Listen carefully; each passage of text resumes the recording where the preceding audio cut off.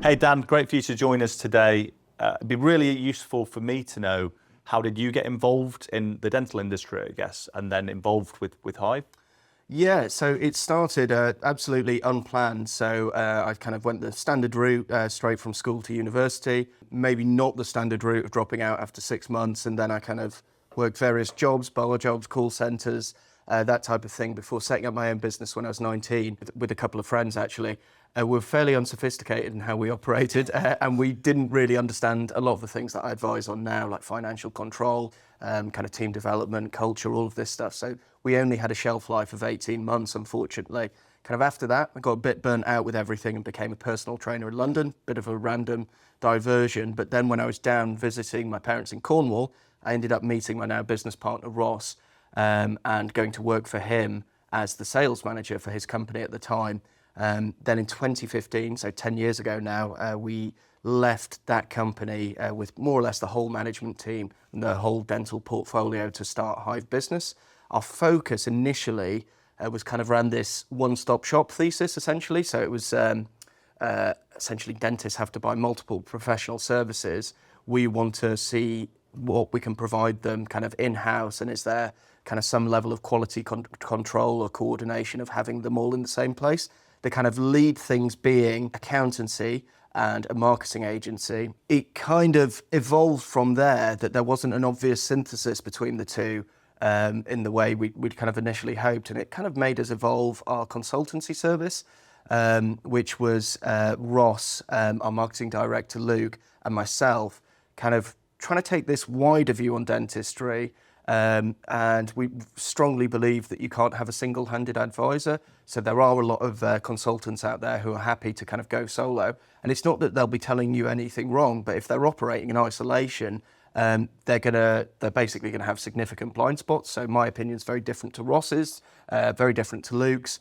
We all agree that dental practices should make money though. So that's what we're trying to achieve. So broadly, I'd say there's a couple of years finding our feet, figuring out how we serve dentistry really well.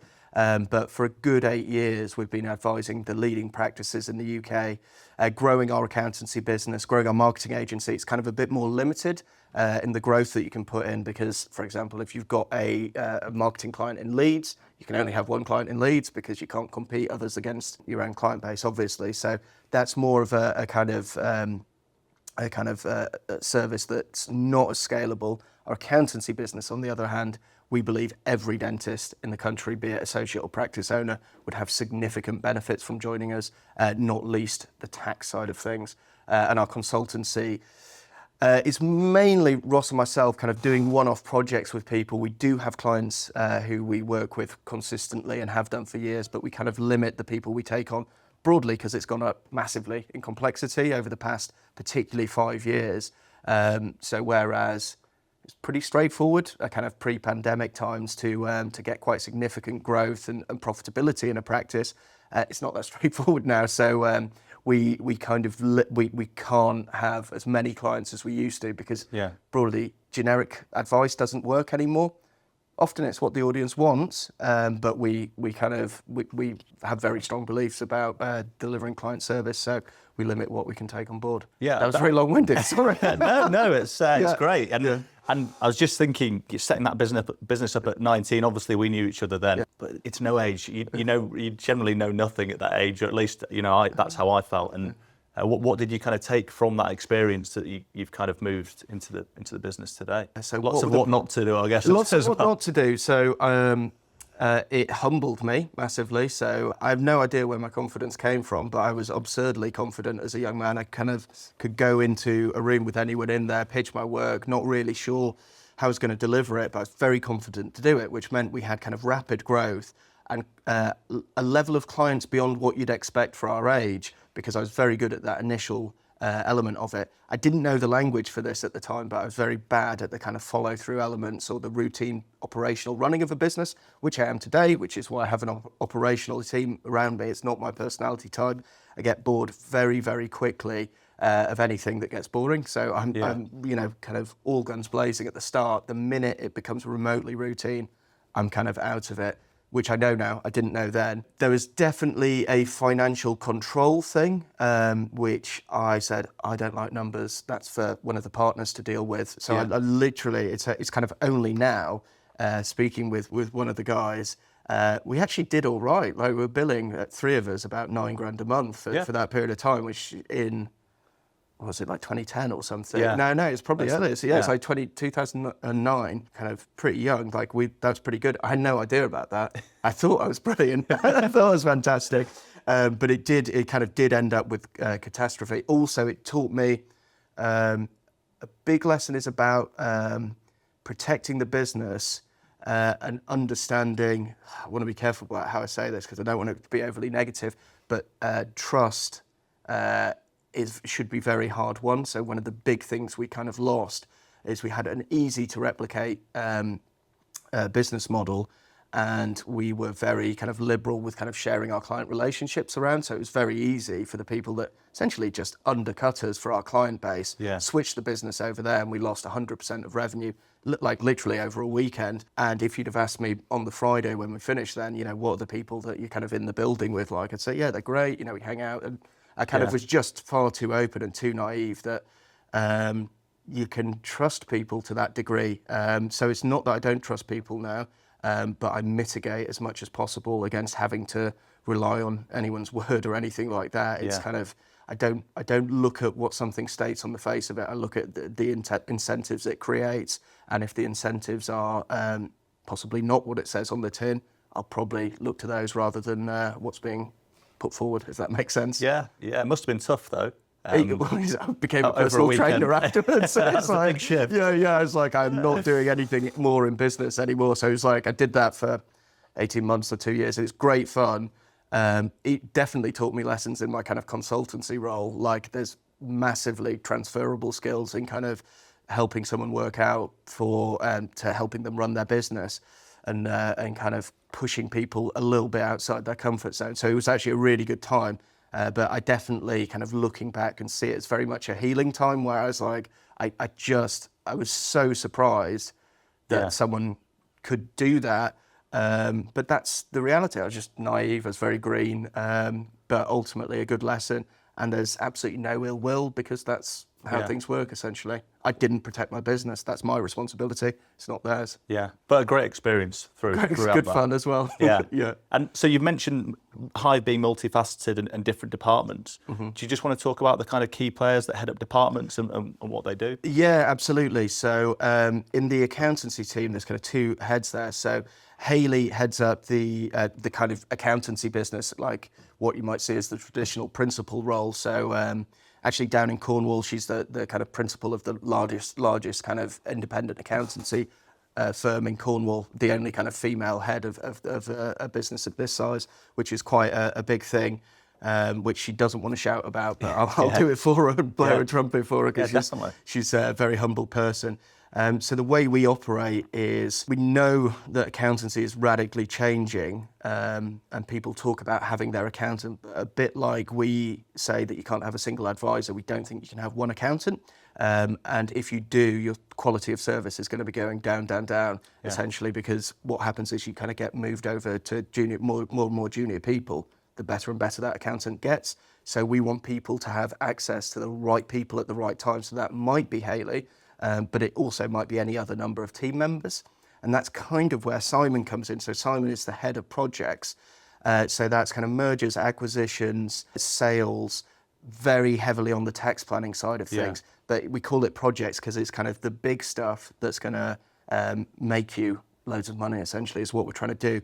Most firms will have what they call a tax department. It's not what we've got. They don't have that dedicated resource to be continually looking at your zero, looking for opportunities, and then working with you to know your long-term plans so we can max out those opportunities. For example, there's a way you can sell your business and kind of pay 0% tax, but it just depends on when you actually need access to the funds. So if you need 100% of the funds, you're going to pay a big tax bill. But for one of our clients, it means they're going to be selling and it's the difference between a 2.5 mil tax bill and no tax bill, because actually they're not needing to draw down those funds immediately. So there's all different things. It's very bespoke, it's very complicated. It's why most accountancy firms don't do it. Luke heads up the marketing agency. So like I say, it's kind of, once we're in a geography, we can't take on more clients in that geography. So Luke very much kind of becomes the marketing director for the businesses he works with. So the average shelf life of a marketing agency client across industries, this isn't just in dentistry, is about 12 months. Luke's got relationships spanning back to literally when we founded, because he does kind of become part of the team and become a trusted advisor. We're very heavy on trying to get results. So we're the only agency that work in partnership with a consultancy firm that's looking for commercial outcomes. So you'll have seen it in your own world that when you're working with an agency, they're often kind of saying, hey Dave, we did a fantastic job. We got you 1 million impressions on this thing. And it sounds pretty good, like 1 million impressions, but all we're really interested in is how much cash did it chuck in the pot and how much did it cost to get there? And it's not simple to work that out. There are agencies that will tell you it's simple to work that out. It's simply not, because it's a unique collaboration between Luke, his team, and the business he's working with, which kind of, it's different every time because it's different people every time. How you figure that out over the first 6 months, next 6 months, and then hopefully kind of multiple years of being a client, it's kind of whether it succeeds or fails. So, you know, historically in dentistry, I mean, we've discussed this before, but there was some element that it was the golden goose of an industry. It was no mistake that we chose to just operate in dentistry, but you could be massively successful and really bad at running your business. So the example I'd give is if you bought a house in London in 2000, you know, well done, you made loads of money from it. It doesn't make you a fantastic property investor. Yeah. But you've kind of got this illusion of success. As things have got tighter, that's been more and more found out. The rubber has met the road. So there were fantastic businesses who did well in dentistry, where the demand for it was booming and awareness of new treatment modalities were coming in. But broadly, you could do a bad job and do well. So in an advisory capacity or marketing capacity, turn on your Google ads was literally, 8 years ago. Turn them on. You're gonna do well. Spend a bit more money on it. Like you could. It's interesting actually, because we've got clients that do incredibly well and are still doing really well, but because they're so good at the active sales, like escalating to voice, WhatsApp, and doing all that stuff and taking the customer out of the market, they haven't really nailed down exactly which channels are performing for them. Yeah. So it's now coming to the point where everything is so expensive that I really need to know every single campaign that you're working on, what the performance is. So it feels like a lot of extra work, and initially it is to get that data, but I don't think you can be wasting, if you drill down to it, sometimes you see an Invisalign campaign that's been spending £1,000 a month that hasn't delivered anything for 6 months. That's really common. If the revenue outcome is good enough, most clients and agencies don't bother looking into it. And I get that, and I actually kind of went along with that. I just can't go along with it anymore, because I don't think you can have any wasted in your business, be it from expenses, staffing, and personally your tax bill. I think it's, as a small business owner, you have a responsibility to yourself, to your family, and actually to your team to be as tax efficient as possible. Because if you're not, you're going to get kind of taken to the cleaners by the tax man and make bad decisions. You're going to go, I can't give these bonuses, I can't do that. Yeah. Whereas if you're taking responsibility for the complicated world of tax, which we can help you with, you're going to feel more financially comfortable and more set to make positive decisions within your business. And I guess that's the natural fit, and going to the seminar yourself and Ross did it last 2 weeks ago, that natural fit of spending the marketing budget, but understanding what the follow-up process is. Yeah. And that's where I can see, you two working together really well in terms of, getting the data, getting the numbers, and actually knowing what's working and what's not. This is the thing, it's like way harder than it should be. And there's some kind of illusion. I talk a lot about tasks versus outcomes. So, we'll say, so what's your contact protocol for a new inquiry? And they'll say, well, we call it within 24 hours. And I'm kind of thinking, crikey, well, that's a wasted lead there. Yeah. And they go, but we called it. You told me to call it. And so the kind of analogy I use is my piece of sushi in a sauna. Analogy, you've heard it before. Hopefully it's all right. It makes sense to me. So you sat outside on a beautiful sunny day, and someone walks up and delivers a delicious piece of sushi in front of you. If you eat it right away, that's fantastic. you've had a delicious piece of sushi. If you wait an hour, might taste a bit weird, might have dried up a bit, might be okay. Yeah. If you wait 24 hours, it might send you to the hospital. So if you Yeah. imagine that's a lead hits the business and you call it straight away, its propensity to convert is incredibly high. So you think, wow, what's this company? I didn't know dental practices. I didn't know they had this level of customer service. Yeah. Their mind is still buying dentistry. They've committed to it. They're thinking this is going to be a few grand, but I do need to go and see the dentist. Yeah. You wait an hour, they're probably doing something else. Their mind's slipping out of it, but they go, oh yeah, I was thinking about that. They might still be at their computer, so they can book you in the calendar. So greater propensity to convert. 24 hours, you call up, they go, no, I don't want to spend that money now. I've actually been planning a holiday. Yeah.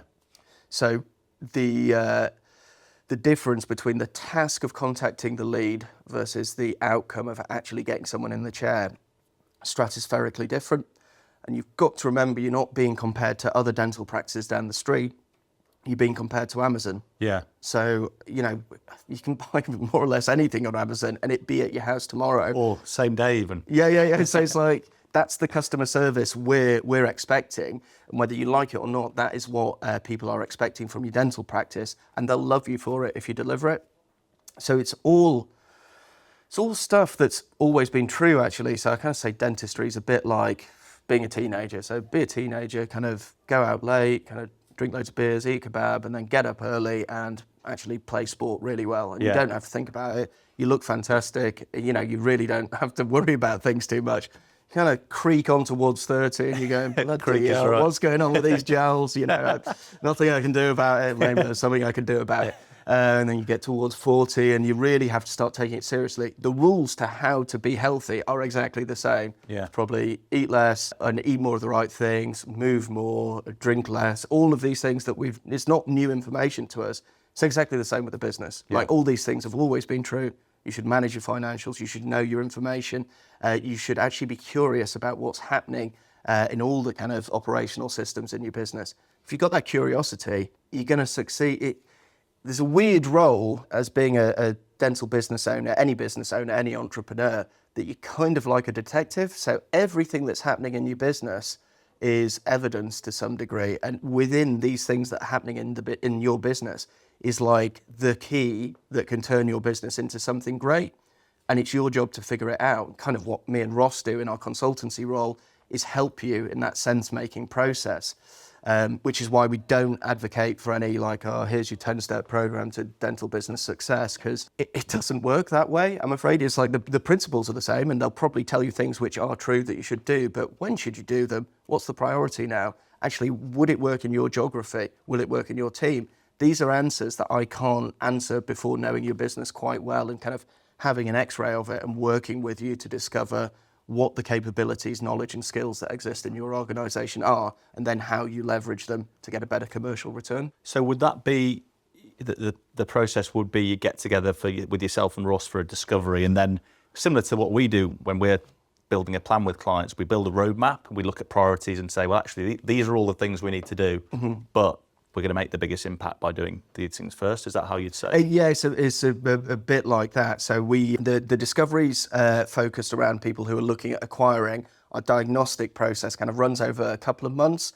And the first session is very much like what you'll do, which is looking at the shareholders of the business, talking to them through what they want to achieve in terms of income, what you need to get paid every month, wealth, what your asset position you want it to be in retirement, which obviously is where things dovetail quite nicely with your service.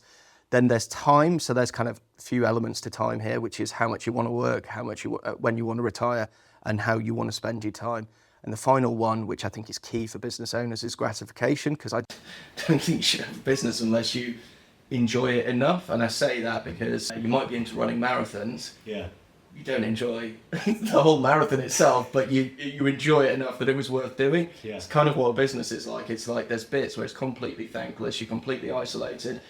You might say, I just want to be my own boss, but suddenly you've got new bosses, which are banks, taxmen, your team, your clients. So it's like, there's not this freedom within it, but if you like the challenge, you can relish it. And that's often what I'm trying to tease out in the first session, which is why we use the Big 5 psychometric test as well, so we can understand something about their character traits and how that might manifest in different things in their business. So, for example, if someone is too agreeable or too neurotic, I can imagine there's going to be a lot of team issues in that business because they'll feel negatively about addressing awkward situations. Whereas someone's disagreeable and has no neuroticism, they have no problem going, David, you weren't on time today, rather than letting it fester and it become a massive thing. So that's the first session. Second session is actually the commercial snapshot of the business. So it's completely unique to Hive. It's completely unique to Ross, to be perfectly honest with you. And so after we've done the shareholder section of the diagnostic, where we've gone through kind of what they want to achieve from their business, we then do a very detailed and in-depth commercial analysis of how their business actually makes money. Now, this is unique to Hive and actually specifically unique to Ross. So this isn't management accounts. There's no one else in the industry that does it because there isn't really a template to how it works. You kind of start investigating and you kind of find, oh, that's amazing. They've got this specific competency in how they deliver hygiene treatment, which means there's huge margins. Or equally, they're doing something, wow, that means their cost to open a surgery is £1,200 a day. That's really big. So we don't actually know where it's going to go, but it tells us objectively what that business is doing and how it's making money. I would say 95% of clients, of new clients to us, don't know that information, don't know the true profitability of their business. It's not their fault, but it's remembering that the accountant is not preparing their accounts for them, they're preparing them for the taxman. So what profit is on there is not actually profit, it's what the taxman wants to know to tax you on. True operating profit is true profit in terms of EBITDA after everything's been paid, but before any debts or tax is what we're looking at, because it tells us how healthy is that business essentially. So then kind of moving forward, that's where Luke does his marketing and sales analysis and kind of gets a feel for how the business is growing. So we'll look at what competitors are doing, we'll look at their digital traffic, we'll look at what you're currently doing, how you're converting leads. Kind of every bit of data we can get helps, and it kind of gives us some kind of direction as to how the business is performing today. And generally we'll highlight quite a few different opportunities that you could be branching out into. Or also, if you're doing something fantastic, which is often the case, we say, by the way, this is really good, and explain why, and say, can you do more of it? So our kind of end point that we're trying to achieve is success for the client. So if you're working with an agency getting a fantastic result, we're not trying to disrupt anything. We'll kind of say double down on it. Broadly, that gets us to the point where we can then say, so given what you've told us about what you want, given what your business is doing commercially, given what your growth department is delivering, this is what we recommend you can do. And that may involve working with me and Ross, it may involve working with Luke, it might involve working with Hayley, Simon, or more of the wider team. But it also may not, because it's kind of every analysis gives us a different outcome, even though we're looking at similar themes throughout. That's how the service works, and it's probably a good way of understanding the kind of ultimate way of leveraging Hive's capability. Can you think of a time or a circumstance where having an initial chat with you guys isn't a good idea, or when it wouldn't be at least worth having a phone call? I would say I've kind of got a rule that I'll speak to anyone at any time for any reason. I'm sure there's exceptions that we could come up with there, but it might not be. It's often not the right time to do a diagnostic, in my opinion. Always the right time to check your kind of align tax-wise. But if you're not sure, or if you kind of might think it isn't the right time, but still want to know the answer, have a chat with us, and we can say this is who you should speak to now. Or actually, if you think you're probably going to exit, we think you should go and speak to Christy & Co, for example. Then let's have another chat. Also, speak to Simon just to make sure you can exit tax efficiently. So there's no point putting. I've got a person that I'm speaking to at the moment. And I'm kind of saying, if you definitely think you're going to sell, because he's actually been through with other companies, he's tried to develop his business quite significantly, not got the returns that he wanted. I've said, if you do want to develop it, the themes are going to be similar as to what you've got to do. It's going to require developing the team, and if you're just a bit burnt out and want to sell up, make a bit of money, and then go and be a dentist, which you really enjoy doing, don't pay us to do the analysis.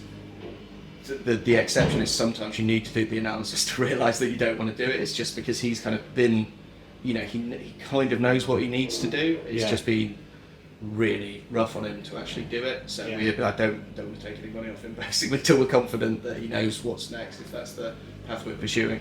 Yeah, and it's about knowing what you want to do after the sale in that case as well, which is quite a lot of crossover with our mutual clients. Yeah, completely. It's well, I mean, we've discussed before that a lot of people, because they've probably got a pension, they've possibly got other investments, but they tend to see everything in isolation, and they don't have someone like yourself kind of making sense of it from a macro point of view and saying, hey, do you know what, you're not as far away as you need to be.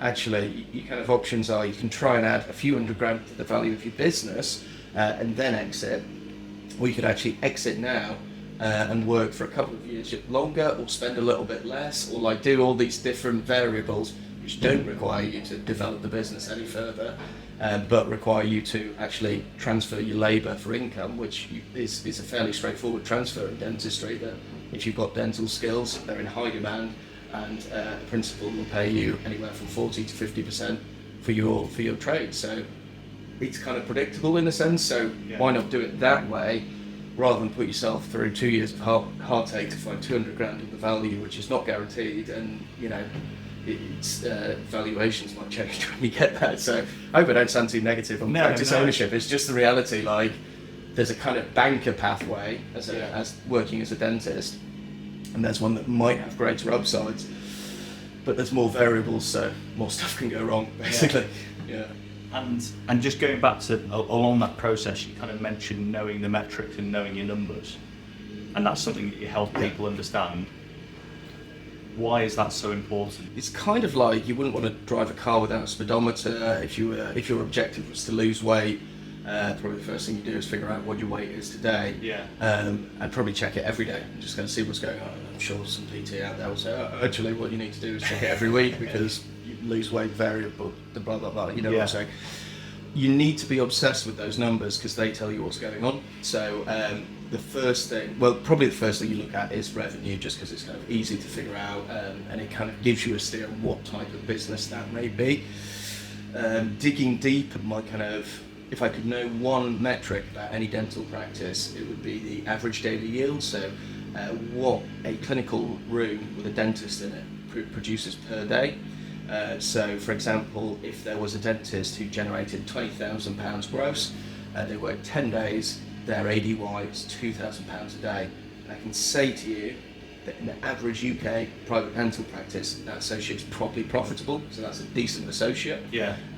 If I found out that associate is actually doing £10,000 in 10 days, or £20,000 in 20 days, they're doing £1,000 a day, I know that they are loss making and thus being subsidised probably by the principal and all the other associates. So it's kind of, I say, like, if I told you someone ate 10,000 calories a day, what do you picture in your head? I know what you picture. But you know it, if you know what ADYs are and you understand the economics of dentistry, like, it's that quick. I know what that, I have a pretty clear idea of what that business is doing. I think at least quarterly, you should be looking at your profitability quarter by quarter, and because you can do more of like a fag packet type thing based off revenue and based off what the cost to open a surgery was the previous quarter before, like, provided nothing radically has changed, you can keep a finger on the pulse. But then I do recommend that kind of more management accounts type thing every quarter. Go through it with your accountant, understand what they're talking about. And the other area where you need to know the data is the lead management, as we've discussed earlier. So you really need to know that, because it's money. It's a huge amount of money you'll be spending if you're investing in marketing, and it can actually be 100% waste if you don't manage the leads. So if I told you, hey, on the front desk of your practice, there is £5,000 in cash on the front desk, you best get in there because someone's going to take it. You kind of drop everything and do it.